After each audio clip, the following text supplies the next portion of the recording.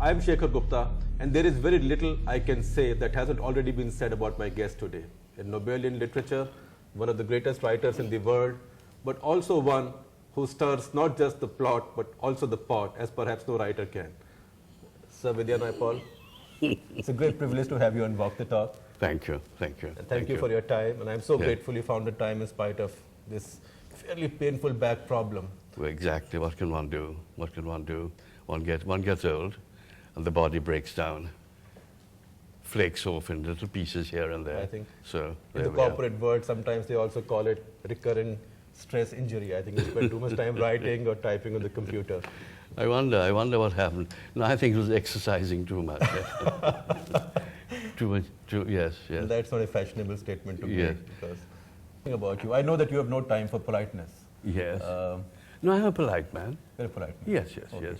I meant politeness in sort of forced politeness. Yes, you mean chit-chat. Chit-chat. Yes. So let me get down to, you talk about things that make you angry or that get you irritated. Yes. So what is it that's getting you angry this week, this month, this afternoon, besides the fact that you're being interviewed on TV?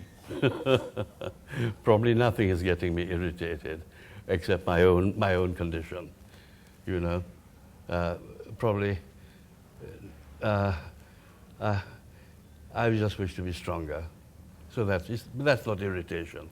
That's related to that, what we talked about earlier, about aging and pieces falling off. But you're a writer who sees, who absorbs, who observes, who writes, and who predicts the future. So when you look around now, and when not at this moment, but as you've been traveling and looking around, what are the things that concern your mind? Yes. That weigh on your mind? Yes. You mentioned predicting the future. Now, I don't ever set out to do that. What I try to do is to look very hard and without prejudice at the present. And I think if you do that, the future is contained. The future is contained in the present.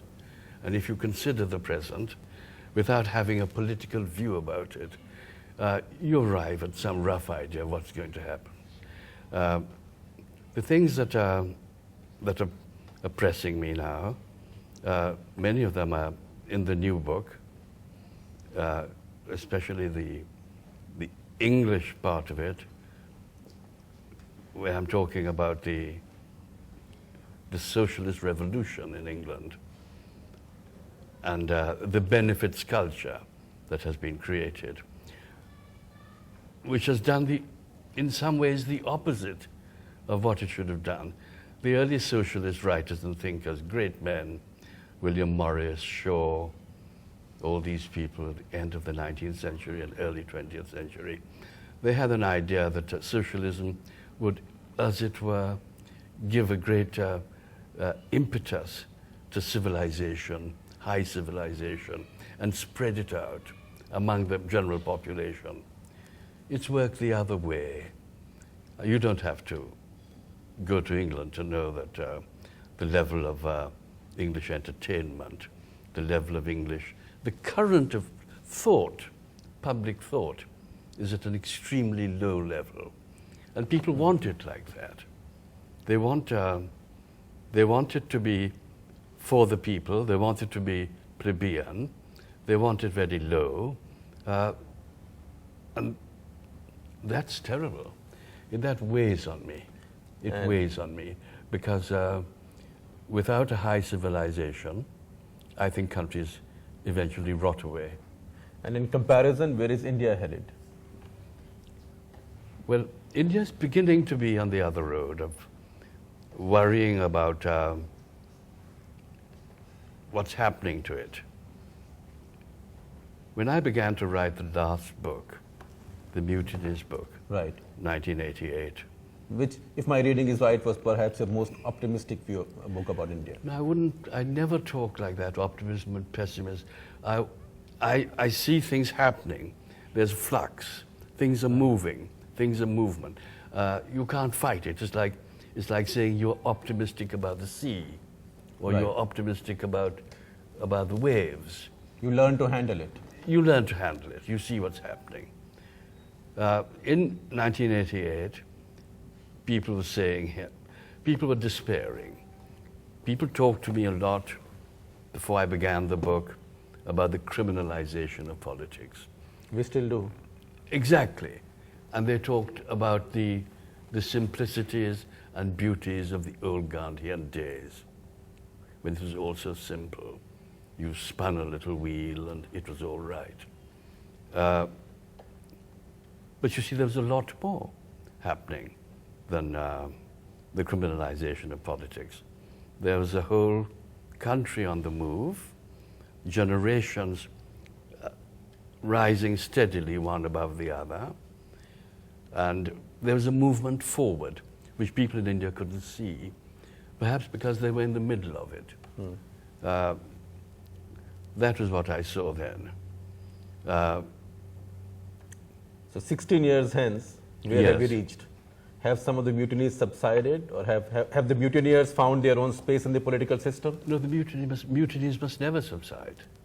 No, people must, the word mutiny, it's a personal word. It means there is a restlessness, there's a wish to achieve more, there's a wish for more, there's a wish to claim more. And people must never say, oh, we've had enough. No, they've got to press on. So there must always be mutinies. The land will always be restless. You've got to get used to that. It will never be at peace. A land at peace is a land without hope. But many of the mutinies you talked about Yes. have joined the mainstream in some way. Shiv Sena, Yes. which was just beginning to be a little bit of a nuisance in Yes. Bombay, has now become a very serious political party there. Yes. Yes.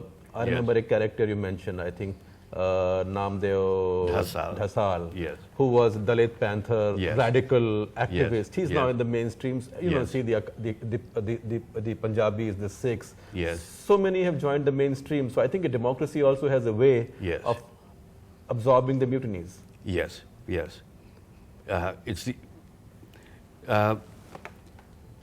It allows these movements to come to a head. It allows them to express themselves and to show their limitations. The Punjab movement, and then this, the Maharashtrian movement, which is now, it's done its, you see, I think of it as having done its work. I don't think of it as collapsing or breaking down. I think it did something for Maharashtra. It did something for people looking at India. So there are various things that do their work, and then the limitations are exposed, and other things have to come have to come along. But you have an idea of the idea of India. I'm so sorry to use the title of somebody else's book. Yes.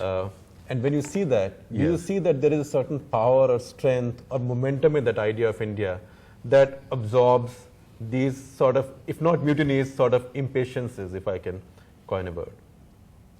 Yes, it's a democratic thing that India is so varied that there can be no absolute majority for any one group. There have to be alliances, so there have to be accommodations, and that does the absorbing you talk about. I think it'll go on like that for a long See, time. because we've had a very interesting debate in India about Yes. the recent election. Yes. Now, the BJP says it's just arithmetic. Nothing has Yes. changed. Yes. The left says the poor have spoken against globalization Yes. and so-called reform and liberalization. Yes. The Congress says, of course, it's a vote for Sonia Gandhi. Yes. Yes. Some of us say it's just an expression of a changing Indian voter who's now more impatient, who's not willing to put up with old formulas and old promises Yes. anymore. Yes. How do you see it? I think the left idea of globalization is a typical kind of left idea. It deals in abstractions, imported abstractions. These ideas don't grow out of the soil, and they borrow them. And I think the state of Bengal and Calcutta is a comment enough on its destructive quality or capacity in India. So that idea seems to be the most foolish idea. And the others, do you see this as a kind of a larger mutiny by the Indian voter, that he's impatient, he just wants change all the time? But that's good, yes, yes, yes. It should be like that. Remember that 30 years ago, there was only one party that people kept on voting for. And it, Such as it was. yes, exactly. And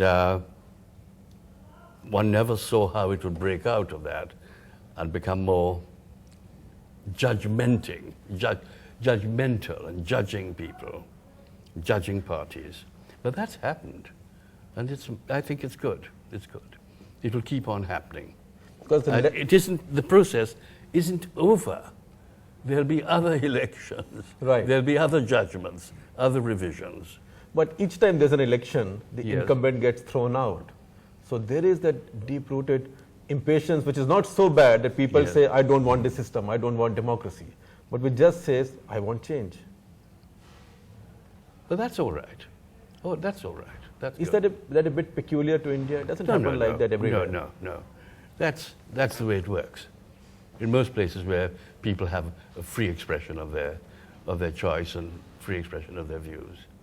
Now, talking about the left we thought had got consigned to West Bengal, and West Bengal had got consigned someplace else. Yes. But two very interesting things have happened. Yes. One, over the past 3 years, under Yes. this Chief Minister, Buddhadev Bhattacharya, Yes, West Bengal has come back. yes, Calcutta is improving, believe it or not. You should Yes. go there at some point. yes, At the same time, the left has come in the national political mainstream yes, and is now causing all kinds of problems. yes. And it seems like they speak in two voices, one voice in Delhi, one in Calcutta, as one in China, one elsewhere. Yes. Well, again, we have that thing about accommodations having to be made for different voices, different trends, and different ways of feeling. I was reading Bhagwati's latest book, Jagdish Yes. Bhagwati's on Yes. globalization, in Yes. defense of globalization. Yes. And he pays you a tribute. Yes. And he quotes from your book, Yes. Beyond Belief. Yes. He mentions this Pakistani student you talked about, Yes. who gives up studying literature in London Yes. and goes back to join that so-called revolution in Yes. Balochistan. Yes. And you say, Bhagwati quotes you, of how he had read all the Russian texts on the revolution, but not Russian writings questioning the revolution. Yes. Is that true today of people on the left and the right, or globalizers or anti-globalizers? That globalizers would only read maybe Bhagwati and anti-globalizers would only read Stiglitz? It's possible. It's possible. And they mention a writer called Fanon. Fanon, yes. You know why Franz- Fanon is mentioned Franz so Fanon, often? yes. The books are tiny. You can learn them by heart, and they're very simple. They don't really have any profound original, There is no complexity. no complexity Addressed. at all. No. So they take that up. Right. And People should look at the world as it is and think about it and analyze it for themselves and stop going for these little theologies. Right. They're different theologies. They're extremely dangerous. They're a waste of education. They're a waste of good minds, or perhaps bad minds. But we are very curious in India. Where did, I don't want to use the word sympathy, but where did this understanding of the BJP cause come in? Well, I always go looking at things, you know. Right. I went looking very seriously at the Shiv Sena in 1975. That's nearly 30 years ago. I wanted to find out about it. And I wanted to find out about the BJP. And they approached me. And I was very moved by them. I was moved by their passion. I was moved by their need for, as it were, an intellectual framework for Right. their thought. I was moved by all of that. And that kind of movement will not go away. You've got to learn to live with it. And you saw that they were talking sense on certain issues, or there was less hypocrisy than there had been in No, I sort didn't of the think Indian of it discourse. like that. I thought they spoke with passion. Right. And just as I respected the passion in the Bombay slums and the Bombay areas that created the Shiv Sena, so I respect this passion. You said somewhere, you talk about passion, that when, what was the exact line, when when you counter somebody's jargon with jargon, Yes. that there is no cause left. Yes. All that is left is enemies. Yes. Yes. That was said about Argentina. Yes. That was said about Argentina 32 years ago. So what do you? And nothing is truer. When jargon fights jargon, there is no cause. there's no cause. It's just jargon against jargon. Right. And you see, shall we say, people here, they'll be delighted to feel that they're communists, they're very much on the left, and that as in Europe in the 1930s, they have a fascist right to fight. They would feel they're in the mainstream, fighting the fascists. It's a fantasy. So who do you see today as enemies, and what are your causes? No, these are no, one doesn't work like that. One works in small pieces. I have no cause really, except the cause of men and humanity. Going through so many interviews, are there questions that you wished somebody would ask you, but nobody asks you? Well, you know, if they ask me questions, I probably wouldn't have anything to write about. So I have to, as it were, generate my own questions. Right. So give me one now.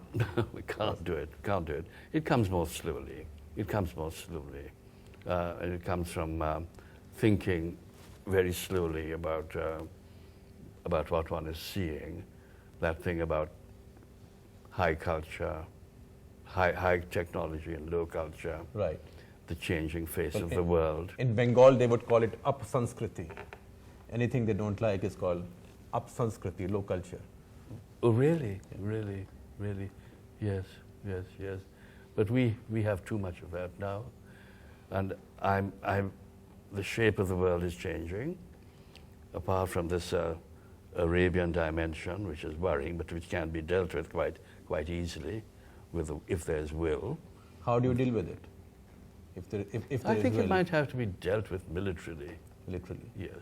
You mean Yes. the Saudi issue or Saudi and the Iranian?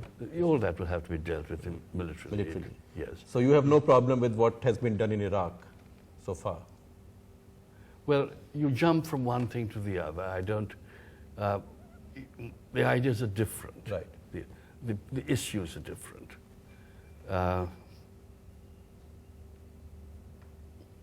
And so let's leave that to one side. And then I think about China, what's happening in China. I see potential conflict between China and Japan, and I worry about where that will lead us. I think with enormous sympathy about the people of Russia. I don't think any people have suffered for so long as the people of Russia, and I have great sympathy for them. And I wonder how it will work out. And so these are things I think about. And for us in India, what is it that we should be worrying about? I'm not saying rise of the left or 62 members in this parliament. You know, the larger socio-political trends. What is it that we should be watching out for? What is it that worries you when you look at India?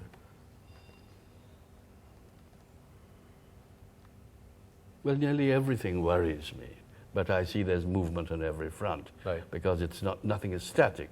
Things are always moving. It's movement for the better. It's movement. Well, one mustn't think like that. It's movement. It's movement. Right. It's dealing.